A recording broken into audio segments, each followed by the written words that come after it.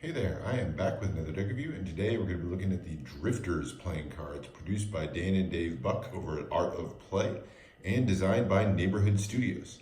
And Neighborhood Studios is a design firm who is actually the ones that are behind the legendary Monarchs playing cards. So you know they've got some credibility in this space. But let's jump into it and take a look. So first off, Drifters is inspired very much by Old West, Wanderers, Frontier, kind of those sorts of themes and motifs running through it. And we're going to see that really reflected beautifully throughout the entire deck. Let's get started though with the Tuc Case. So the Tuc Case is this cream colored stock with blue ink all over it. So really kind of an off-white here that you can see coming through. It says Drifters in a fairly small font across the top. And at the bottom says Far From Home and Born to Roam, as well as the 52, obviously referencing those 52 cards within a deck. The center design here, we'll zoom in a little bit on that. You can see is a cowboy sitting on his horse on the edge of a cliff, kind of looking out over the night sky and out over the rest of the desert. And then it's surrounded by just tons of ornate floral patterns running all the way around. So you've got flowers and leaves and scroll work coming all the way through. And then a lot of the border up here at the top and bottom is formed up by kind of a twisted rope design there. So that is the front. It is very, very slightly embossed. Like I had to kind of feel over it a few times to even decide if it actually was embossed, but it's a really light embossing where you see that lettering throughout. On the sides here, one side says the journey is the destination. The other side says Buck Twins and Neighborhood Studio. You've got your ad copy for Dan and Dave Industries there at the bottom. And the back here is going to be the back design of the cards, which we'll look more closely at in a second. On the top says Home I'll Never Be. And then you have a kind of elongated red tuck seal here that says All roads lead home, and then has those arrows in the center. So that is it for this really beautiful and well-designed Tuc Case. Just tons of detail going all the way around. The inner flaps here, so you have even more coming through on the inner flap. You have a flower as well as a logo for Neighborhood Studios there on the inner flaps. And then no printing of any sort on the interior of the Tuc Case. That's it. Let's get to the inside though, starting with the back design. So here is the back design. It's got a thin white poker border going all the way around. And then again, just tons of blue dominating the center of it. So in the middle here, you've got an infinity sign, but it's actually what's called an Ouroboros, which is basically a snake eating its own tail. Really popular, and you'll see that in a lot of tattoos, but it's actually something that originated in ancient Egypt. Typically, nowadays, those snakes are making that infinity sign like you see here. So if I turn it that way, you can see the infinity sign. And it's meant to symbolize kind of eternity or forever, much like the infinity sign itself. So you can see that design going through there. You've got the skulls in the middle of that infinity sign, each of them with an arrow running through the head, so I guess symbolizing how they died. And then surrounding all of that, you have just tons of flowers and dots making the rest of the pattern as if it's kind of the desert surrounding those skulls. So here's a little bit of a close-up of what that looks like. So really nice back design.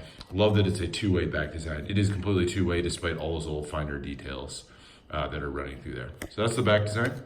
Looking at the extra cards, you do get a pair of jokers. They are identical. Both of them say Joker at the top, and then the bottom says Far From Home, Born to Roam. And then you have that design similar to what you saw here on the middle of the Tuc Case, just with a little bit more detail, and actually a lot more detail on the desert in the background. So you've got some clouds and the sky over there. You've got your cowboy sitting there. And then that cliff face now says Buck on it, a nod to Dan and Dave Buck, who produced the deck. So there's your two jokers. Ad cards, you get one for Art of Play. It's pretty standard. And then one for Dan and Dave, produced by Dan and Dave, designed by Neighborhood Studios. So actual, just typical ad cards. Now looking at the rest of the deck, so there's your Ace of Spades. Ace of Spades has that kind of large spade pip in the middle. You've got the pistols pointing up, the skull with the cross keys, just a really cool design. And then you've got the banner at the top for US playing cards, as well as mentioned for Buck Twins and Neighborhood Studios there at the bottom. So really nice, simple, clean Ace of Spades design. All of the pips and indices up here in the corners are going to be slightly custom. Not a ton of custom, but you can see here a little bit of a squarer font on those, but still very, very readable. And then the pips themselves are going to be pretty standard, maybe a touch smaller than normal, but nothing that's really going to stand out too much in terms of the pip design or the layout of these. As you get to the courts, this is one of the coolest parts to me. So you have the court cards, which have on the face of it kind of somewhat recognizable faces, especially like the King of Spades that does kind of look like the face of the traditional court cards, but they are done up in this Old West themes.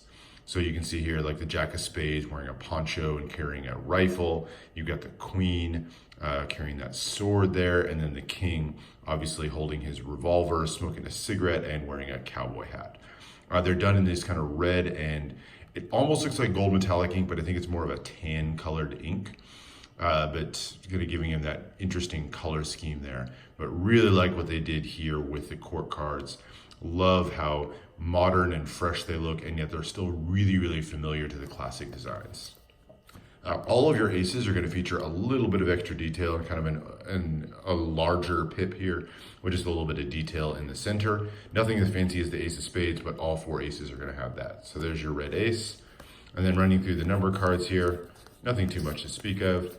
There's your court cards again, more custom design, so every one of these is going to have a unique design on them. There's your club court cards. Love the Bowie knife design that the King of Clubs is holding there.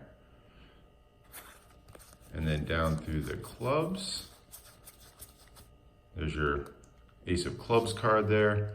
And then there are the heart courts. You can see the little tiny Derringer pistol that the Queen of Hearts is holding there. And through the rest of the cards. And last but not least, there's your custom Ace of Hearts. Now, what about the handling of the deck? Well, it's a super, super thin stock.